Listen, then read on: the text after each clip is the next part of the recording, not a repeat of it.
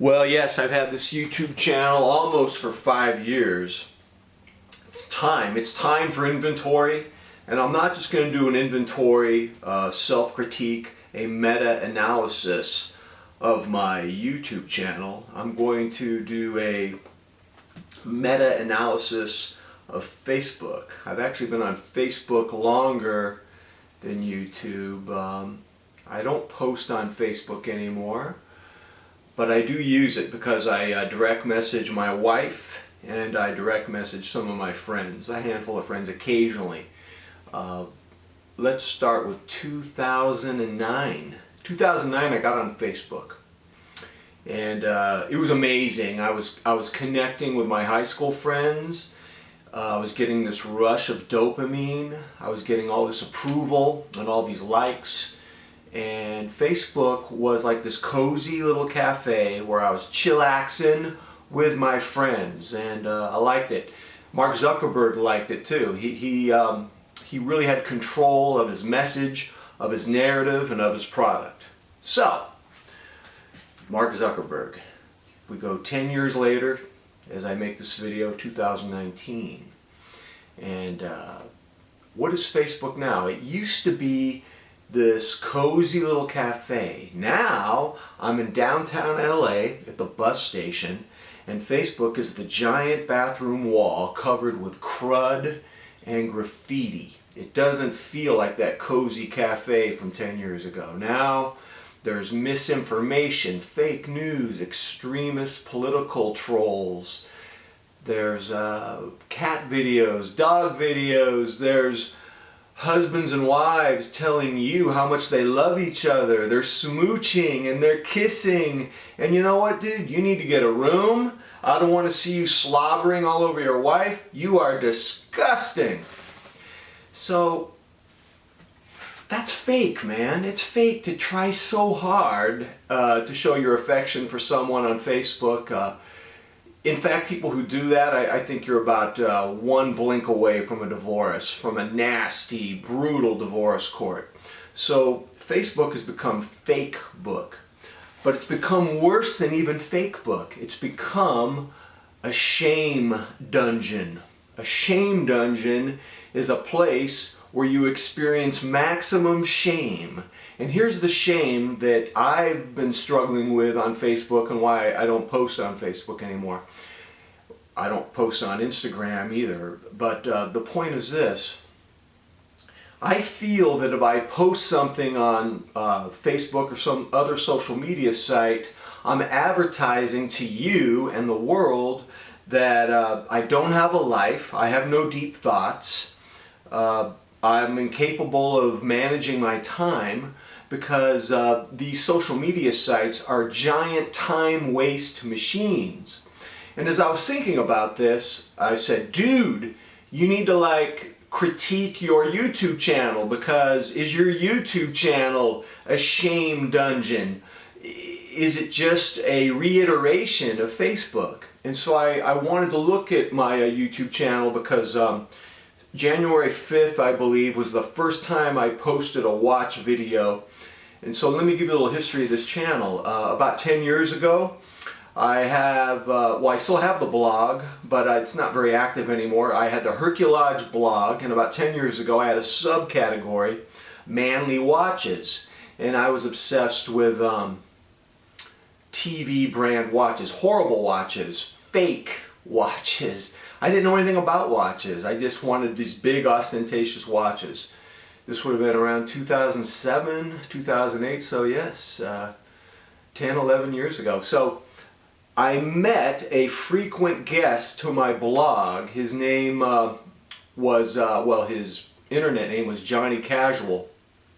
And eventually Johnny Casual persuaded me to make YouTube videos about my watches. He felt that was a better way to do it, and he was right. Now Johnny, he got burned out. He left the watch world. He had to restart his life, and watches for him were a bad trip. And now I'm still part of the watch world, and here I want to make a critique. Look, I looked at some of my videos over the last 5 years, and I have some criticisms, and then I have some positive things to say about this channel while I'll continue doing it for a while. But the first thing I noticed when I was looking at my videos back in 2015, this Jeff McMahon dude, way too heavy. Dude, spend less time in front of the video camera and more time working out. That was the first thing I noticed. That was disturbing. Clean your house too, dude. There were some laundry baskets. Some of those, yeah, they're still there. Okay, clean your house, brother. Now, number 2, and this bugs me a lot. I was looking at those videos, and I was looking at some of those watches I had, which I don't have anymore, and I was saying to myself, oh my God, McMahon, that's an amazing collection. Those watches are beautiful, and it really hurts that you don't have those anymore. And that led me to think that when you make YouTube videos for your watch channel, you constantly need new material. So I think there's this unconscious incentive to sell your watches to buy new stuff. And you lose perspective and on what you have. You don't appreciate what you have. And in that regard, this is a big critique of my channel. My channel becomes a I lost my mind channel. It's a I lost my mind. What are you doing selling those watches, my man? So, man, a couple of those I'd like to get back. Lord have mercy. That's a huge critique. Here's another critique I have, and it's not just my watch channel, but it's other ones. Do you guys notice that there's a certain familiar routine in looking at a watch video channel? You know, we talk about the bezel and the bracelet and the lume, and we compare it to other stuff, and there's something familiar about it. And for me, I don't want my channel to be too repetitious. Repetition. You know what I call this? I call this the Flintstone effect. You know, this is why I don't go on Facebook very often. The Flintstone effect is this. When I was a kid, one of my favorite cartoons was Flintstones. And I noticed something. When Barney and Fred were in their car, their caveman car, and they were driving, I would see like 5 building landscapes, and then it would repeat. It was like this loop. It was like this repeating loop. And I said to myself, these animators are cheap and they're lazy. They're giving us the same 5 buildings and they're just looping it, man. That's cheap. And sometimes I feel that way about social media.